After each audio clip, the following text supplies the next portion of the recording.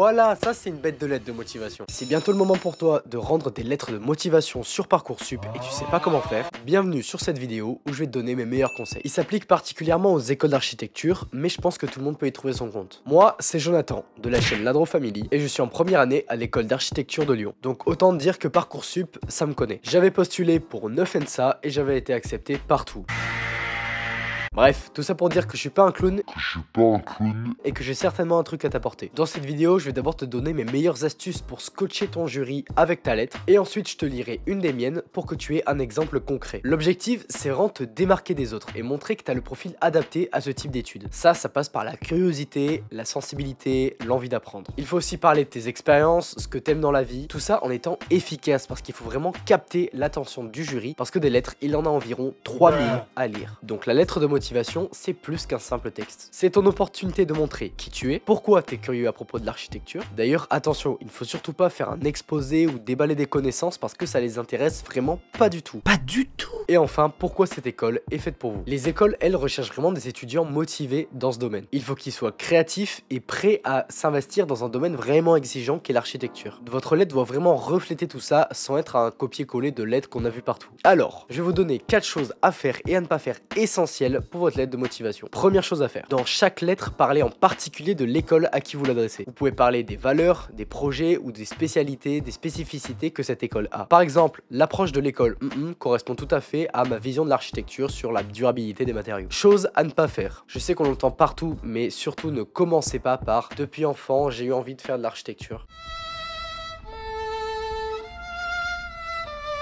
C'est une phrase bateau qu'on voit partout, on s'en fout, il n'y a pas de contexte. Soyez vraiment authentique, trouvez une réelle raison, une réelle chose sur laquelle vous pouvez vous appuyer. À chaque fois que vous allez avancer un argument, quelque chose, illustrez-le avec un exemple, une expérience, quelque chose que vous avez vécu. Deuxième chose à faire, parlez de vos expériences. Ça peut être un stage, ça peut être un voyage, un projet artistique, une anecdote personnelle qui a vraiment éveillé votre goût pour l'architecture. Par exemple, lors d'un voyage au Japon que j'ai fait récemment, j'ai découvert l'architecture japonaise et ça m'a complètement donné envie de travailler dans ce domaine. 2. Chose à ne pas faire. Ne suivez surtout pas un modèle de lettres standardisé, ça va beaucoup trop restreindre votre texte et les jurys de toute façon le verront très bien. Essayez d'être authentique et de faire la propre structure de votre lettre. Bien sûr, une fois que vous avez créé votre propre structure, vous allez pouvoir la réintégrer pour vos autres lettres. Ça, bien sûr, il n'y a pas de problème. Et pareil pour les IA, faites très attention. Vous pouvez peut-être essayer de trouver quelques formulations si vous avez un mot qui vous manque, une phrase que vous n'arrivez pas très bien à tourner, mais surtout n'utilisez pas sur tout votre texte parce que ça risque d'être très dangereux pour vous. Troisième chose à faire, montrez vos passions, les choses qui vous plaisent. Ça peut être à la fois bien sûr dans le domaine de l'architecture, ce qui vous intéresse, ce qui vous inspire,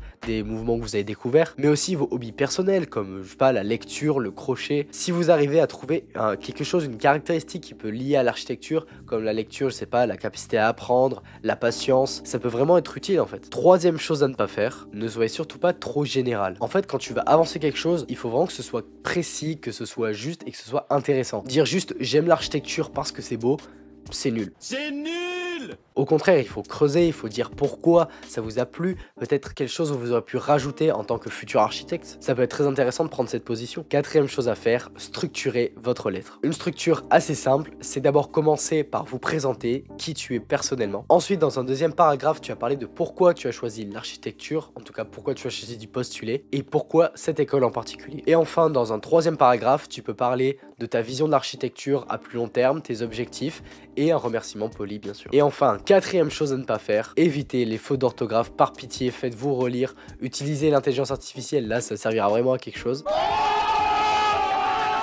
Mais une lettre mal écrite, ça peut vraiment ruiner votre chance parce qu'en fait, c'est juste pas agréable à lire. Donc relisez-vous, faites corriger par quelqu'un, par l'IA au cas où, mais bon, ça reste mieux par un professeur ou par un proche. Bon, j'espère que je vous ai donné un assez gros package pour pouvoir créer votre propre lettre de motivation. Et maintenant, je vais vous lire la mienne qui m'a permis d'être accepté à l'école d'architecture de Lyon pour que ça puisse vous donner une idée. Allez, c'est parti. Madame, monsieur, je souhaiterais rejoindre l'ENSA de Lyon afin de devenir architecte. Cette idée de carrière professionnelle s'est confirmée lorsque j'ai effectué un stage d'une semaine dans l'agence où j'ai pu être en immersion dans le domaine. J'ai pu réaliser des relevés de cotes, des visites de chantier, des modélisations en 2D sur AutoCAD et en 3D sur SketchUp ou encore des maquettes. D'ailleurs, ma formation STT2A au lycée m'a permis régulièrement d'être confronté à la démarche de création dans le domaine du design d'espace, ainsi qu'une approche plus technique et artistique à travers les cours d'histoire de l'art. J'y ai appris à mener un cheminement créatif pour un projet architectural, à me questionner sur la faisabilité technologique de ces propositions, ou encore à réfléchir sur les besoins d'un usager envers un bâtiment. Ces approches m'ont permis de développer mon sens critique ainsi que la maîtrise des différents modes de représentation. L'architecture m'a immédiatement plu puisqu'elle lie mes domaines favoris,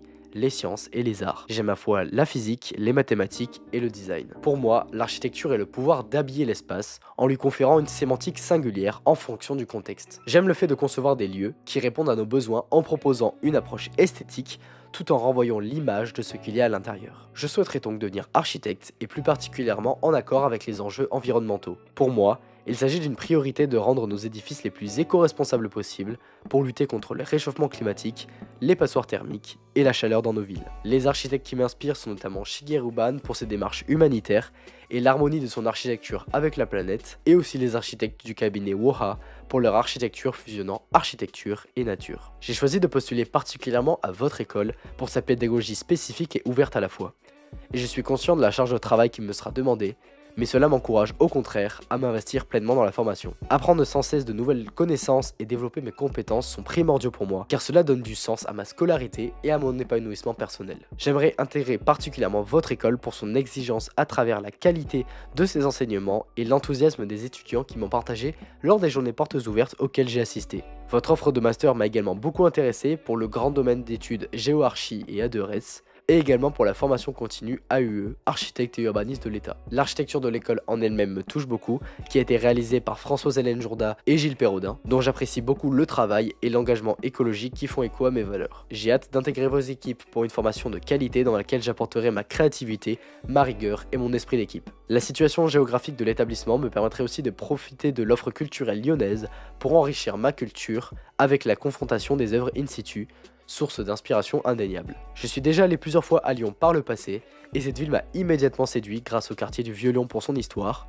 le quartier de la Croix-Rousse pour son street art, ou encore le quartier Gerland pour ses biennales d'art contemporain. Je reste à votre disposition pour un éventuel entretien afin de vous communiquer ma motivation. Voilà, j'espère vraiment qu'il y a eu tout le principal pour écrire votre propre lettre de motivation. Si vous avez une question, bien sûr, n'hésitez pas dans les commentaires, je pourrai y répondre, ou un des internautes aussi. Alors bien sûr, j'ai oublié de préciser, mais les gars, ne copiez pas ma lettre, c'est vraiment pas une bonne idée parce que les jurys risquent de l'avoir déjà vue, et si vous êtes plein à la mettre, c'est vraiment nul. S'il y a 2-3 choses qui vous intéressent, il n'y a pas de problème, mais reformulez-les à votre manière et avec votre contexte. Surtout, faites bien attention aux critères des lettres des écoles, parce que certaines parfois ne veulent même pas de lettres, comme c'était le cas à Lyon, mais en tout cas c'était moi, ma structure qu'ensuite j'ai réadapté pour chaque école, et ça a porté ses fruits. Mais en tout cas, je vous ai dit l'essentiel, et j'espère que vous aurez l'école que vous voulez. C'était la Don Family, merci d'avoir regardé cette vidéo, on se retrouve pour la prochaine pour les entretiens, donc n'hésitez pas à vous abonner et à mettre la cloche. Tchuss.